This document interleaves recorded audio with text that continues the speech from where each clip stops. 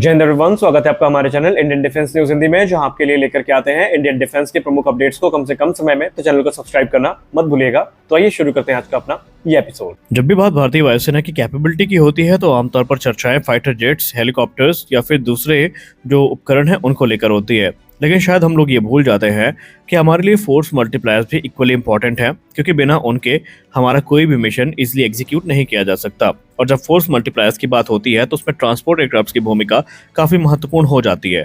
हम सब जानते हैं कि भारतीय वायुसेना 11 की संख्या में C-17 ग्लोबमास्टर थर्ड की फ्लीट को ऑपरेट करती है, और ये वो एयरक्राफ्ट है जिन्होंने अपनी परफॉर्मेंस से, अपनी अवेलेबिलिटी से भारतीय वायुसेना का दिल पूरी तरीके से जीता है। आप पिछले कुछ वर्षों के जितने भी हादसे हो गए, जितने भी एक्सीडेंट्स हो गए, जहां पर भारतीय वायुसेना के तरफ से जो रिलीफ का प्रोग्राम है वो चलाया गया, उसमें C-17 ग्लोबमास्टर थर्ड की भूमिका काफी महत्वपूर्ण थी। फिर चाहे वो आपदा हो या कोई दुर्घटना हो, वहां पर इनकी सहायता से जो रेस्क्यू मिशंस हैं वो एग्जीक्यूट किए गए।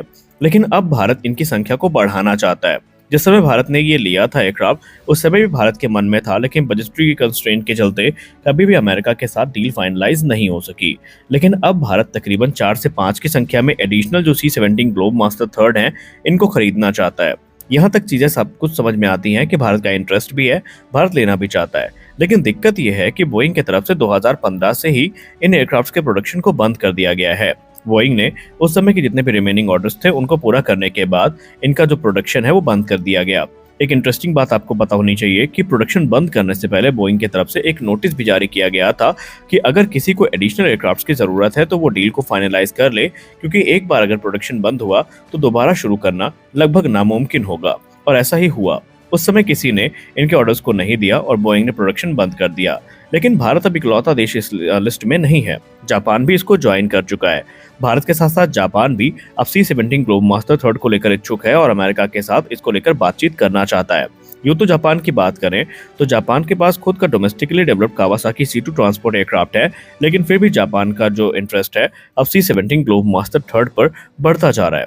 जापान अपनी फ्लीट में C-130 हरक्यूलिस और C2 के साथ साथ C-17 को भी ऑपरेट करना चाहता है, क्योंकि अगर हम C2 की बात करें तो ये एक मिड साइज का twin turbofan military transport aircraft है, जो कि जापान के स्पेसिफिक नीड्स को ध्यान में रखकर बनाया गया था। ये 20 टन के पेलोड को 7600 किलोमीटर की दूरी तक ले जा सकता है।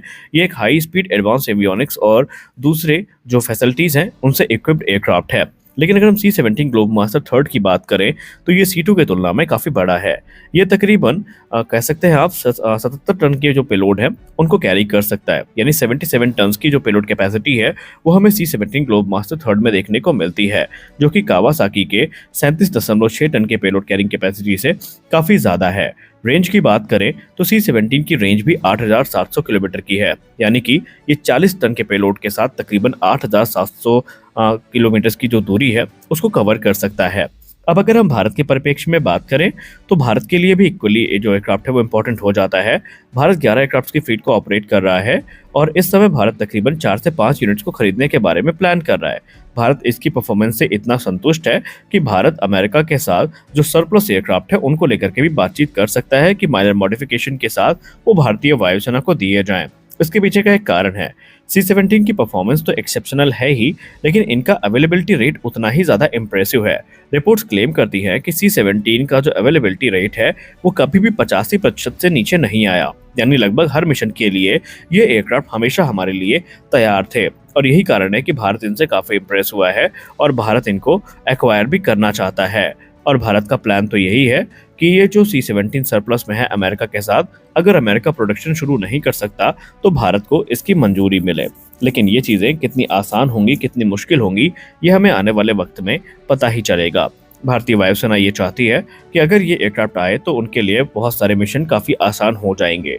कुछ रिपोर्ट्स और र्यूमर्स कह सकते हैं, इंगित कर रहे हैं कि अगर अमेरिका को ये लगता है कि ऑर्डर्स बढ़ते हैं और बड़ी संख्या में ऑर्डर्स मिलते हैं, या यूँ कह लें कि कह सकते हैं दहाई के आंकड़े को पार करते हैं, तो अमेरिका फिर से इनका जो प्रोडक्शन है वो कुछ समय के लिए शुरू कर सकता है। हालांकि ये थोड़ा प्रैक्टिकल नहीं लग रहा है, लेकिन रिपोर्ट्स ये भी कहती हैं कि अमेरिका अपने पुराने C-17 को रिप्लेस करना चाहता है नए से।